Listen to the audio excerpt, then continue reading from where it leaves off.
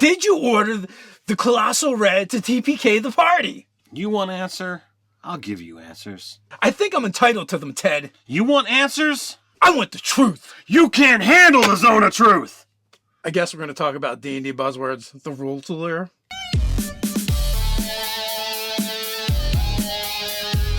Welcome to Nerdarchy. For nerds, by nerds. I'm Nerdarchy Dave, and as usual, I'm hanging out with this nerd. Nerdarchy Ted. Maybe it's your first time visiting Ted's basement. It's a place where we like to discuss news, views, and homebrews for 5th edition Dungeons & Dragons. Sometimes we even talk about other role-playing games.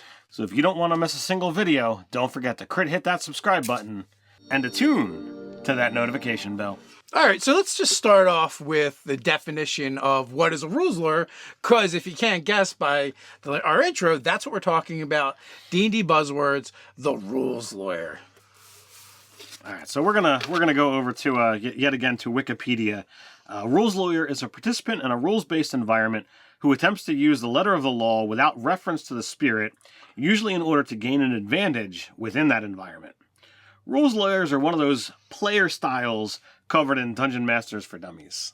Yeah, it's definitely rules as written more so than rules as intended, and a lot of times these players will kind of use this as a cudgel in order to beat the other players and DM into submission. But it says over here on page such and such that I can do that or that you can't do that.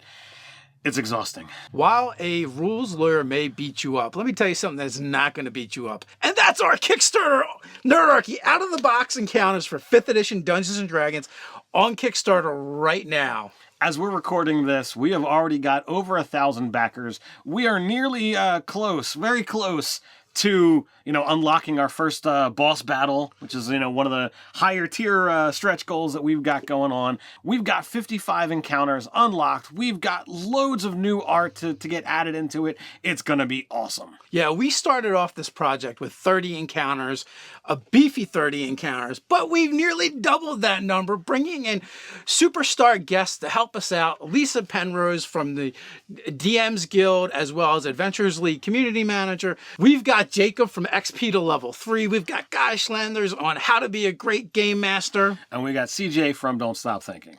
And don't forget, James Inagasso is actually a freelance writer for Kobold Press, for Wizards of the Coast, has the Don't Split the Podcast Network, is on Tabletop Babble, and also Lisa is a published author as well, freelance, and she's written for Wizards of the Coast as well.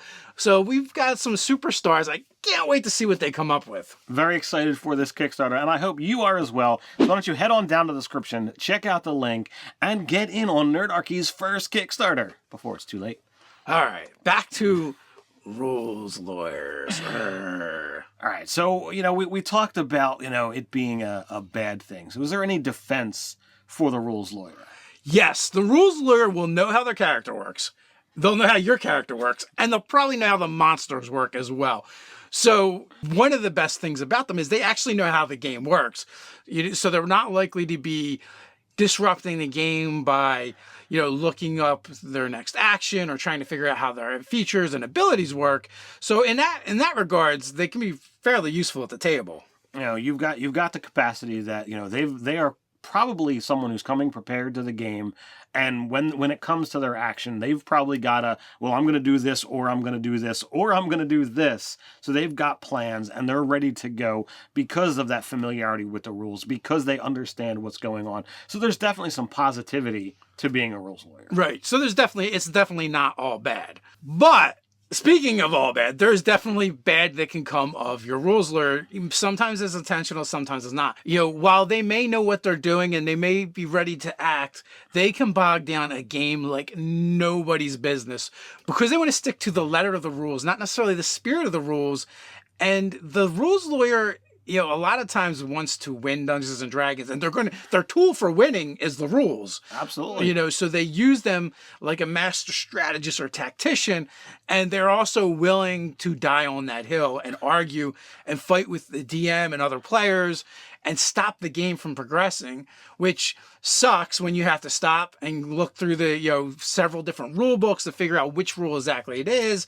And, you find the rule to get the game going, and then the rules lawyers, yeah, but what about this rule? And it can go on forever. And next thing you know, you haven't even played Dungeons and Dragons. You've just argued about Dungeons and Dragons. So, and you brought it up, kind of loosely, immersion.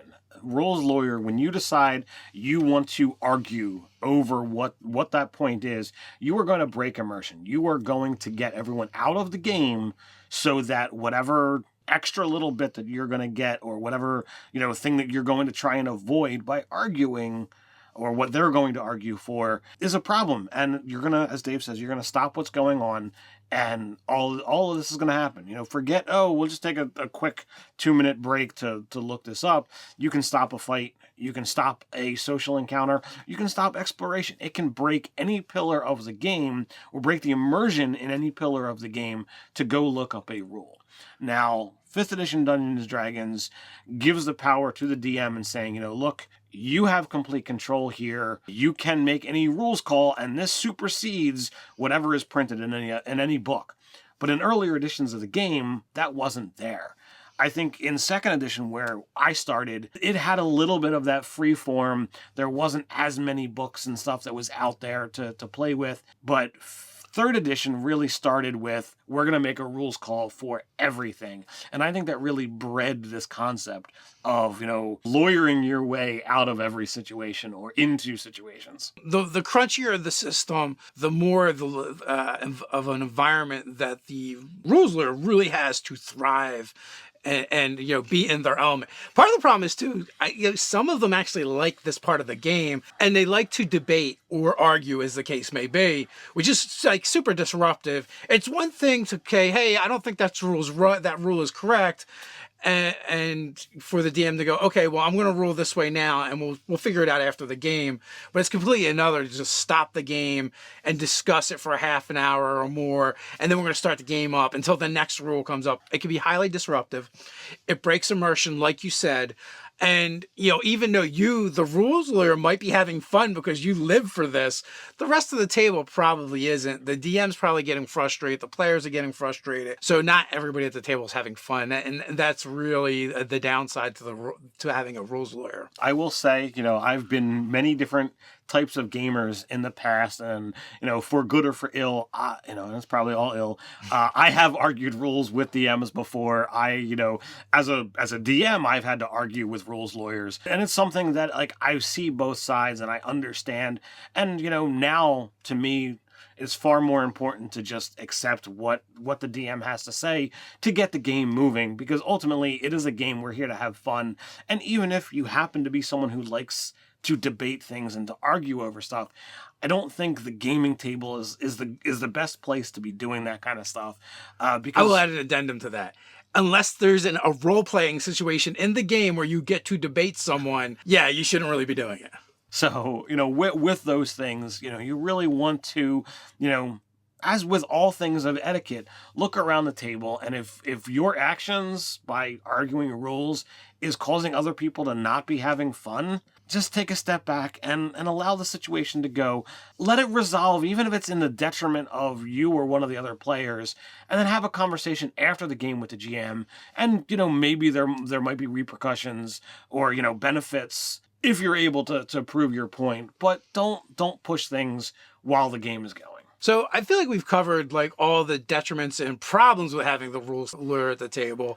And we also talked about, well, maybe it's not all bad, but how can you use a rules lawyer in your game in order to facilitate the game and maybe make the DM's job a little bit easier? Well, this is a great thing to be able to focus that intelligence and that knowledge of the rules. You can put them next to an inexperienced player, put them next to someone who doesn't know the full grasp of their character, and be able to be like, look, help them out, whisper so that you're not disturbing the rest of the game, and be able to show them how they could be, using their abilities, how they could, improve on what's going on. And this then becomes a step up for the game, because now you've got two players who are more able to handle their characters rather than just the one. Not only that, you could, as the GM or dungeon master, designate the rules lawyer player as basically the rules keeper, right? So you as the dungeon master, you may turn to your rules lawyer and say, hey, is that how that works? And they will give you an answer. And then as the DM, I recommend you take that with a grain of salt and you abdicate as you feel you need to for the situation. And also you know, explain to them the valuable role they'll be playing in the game, but that also you won't always go with the rules. Yeah, with the rules as they present them to you for various different reasons. Sometimes just because if you feel the situation calls for something different. Other times because there's something they don't know about that's going on, right? That would affect that.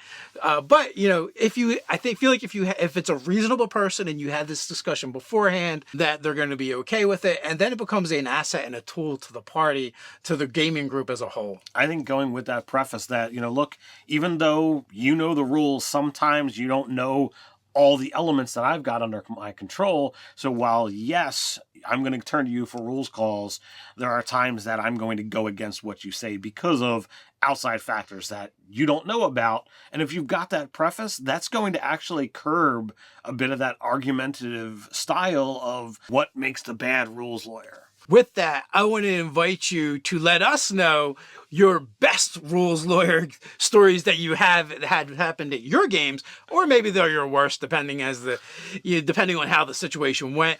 We got a place for it down in the comments. Would love to hear all about it. With that, I want to take a moment to invite you to join Nerdarchy, the adventuring party. Ted, what can they expect over there? We're creating products on Patreon for 5th edition Dungeons & Dragons that both players and DMs alike can drop right into their game. Hey, but that's not all. Every month we do giveaways and patrons are automatically entered. We're also doing weekly hangouts with our patrons and more.